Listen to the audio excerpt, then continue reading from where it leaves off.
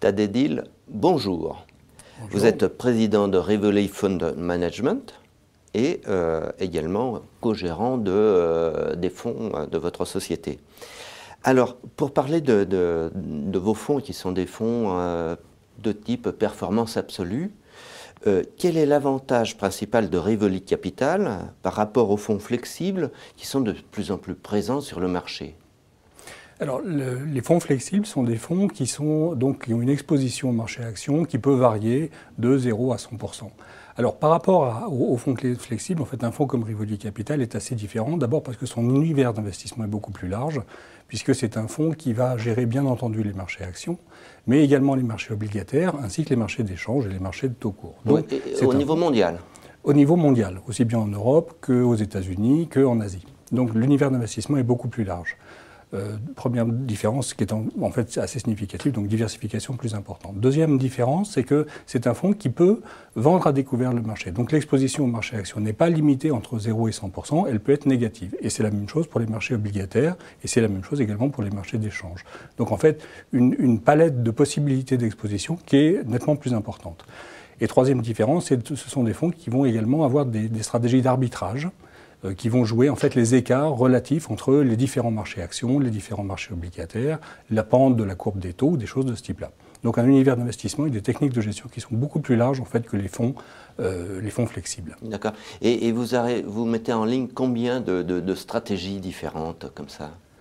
Nous avons un nombre extrêmement important de stratégies qui vont donc être des stratégies à court terme, des stratégies à moyen terme, des stratégies à beaucoup plus long terme, des stratégies d'arbitrage.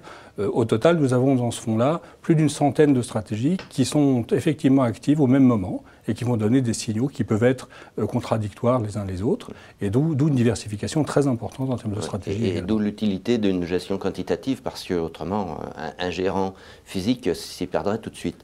Alors, comment arrivez-vous quand même à cantonner le risque du fonds, Rivoli Capital, alors qu'il peut intervenir quand même sur 3 classes d'actifs principales, qui sont les actions, les obligations, les devises? Alors en fait, le fait d'avoir plusieurs classes d'actifs aide à contrôler le risque parce que ça offre une diversification plus importante. Mais ce qui est tout à fait fondamental dans ce qu'on fait, c'est que en fait, nous définissons un budget de risque, une enveloppe de risque au niveau du fonds, qui est un objectif de volatilité, qui est dans ce fonds-là fixé à 8%, qui est vraiment le maximum de risque qu'on peut prendre. Oui, c'est 8%, ça fait... 8%, c'est en gros les volatilités et les niveaux de risque qu'on a sur des fonds obligataires 7-10 ans. Voilà, pour donner une idée. Et donc, en fait, le système va automatiquement mesurer en fait, les risques, la volatilité des marchés, va mesurer les corrélations, c'est-à-dire les relations qui existent entre les différents marchés, et en fonction de ça, il va déterminer les positions qu'il prend, la taille des positions qu'il prend, de façon à respecter son budget de risque. Et quand on voit l'évolution du fonds, en fait, il respecte parfaitement son budget de risque. Et ça, c'est possible, évidemment, avec de la gestion quantitative. Et ça, c'est un des apports tout à fait significatifs de la gestion quantitative. Oui, parce que c'est vrai que souvent, quand on ne s'y connaît pas, on se dit, on diversifie, on prend plusieurs classes d'actifs, mais ce qui compte beaucoup, c'est la pondération de chaque classe. Tout à fait. C'est très important de savoir comment pondérer les différentes classes, comment gérer l'allocation, comment gérer effectivement les relations qu'il peut y avoir entre les différents marchés et comment diversifier le portefeuille d'une façon efficace. Oui, et alors que le fonds a gagné quand même près de 9% depuis le début de l'année, actuellement. Tout à fait.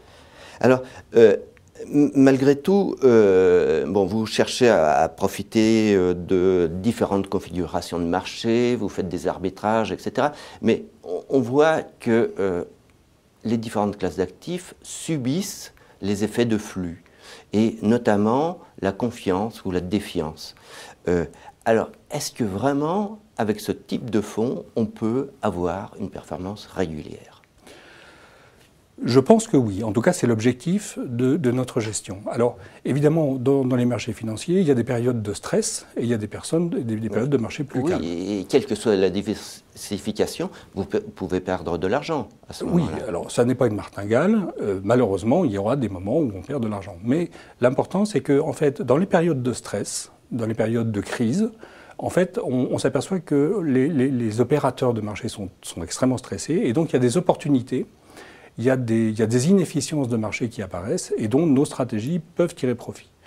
Au contraire, dans les marchés plus calmes, dans les marchés où il y a peu de volatilité, alors ce n'est pas tout à fait le cas en ce moment, mais dans les marchés plus calmes, à ce moment-là, les stratégies un petit peu plus sophistiquées vont rechercher des inefficiences qui sont un petit peu plus petites, un petit peu plus fines.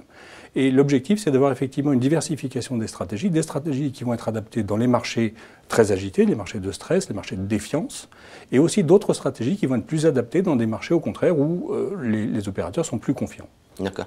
Et par exemple, si on prend cette année, quelle a été la plus mauvaise performance mensuelle et la meilleure performance mensuelle, pour que les gens aient une idée de... La plus mauvaise performance mensuelle a été une perte de 2 ou 3% sur un mois, et la meilleure a été de 3 ou 4%. Donc on reste dans des niveaux qui sont quand même supportables et qui sont compatibles en fait avec l'objectif de risque du fonds que je citais tout à l'heure. Oui. Donc ce fonds finalement arrive à limiter les risques de perte tout en se laissant porter par des périodes plus favorables.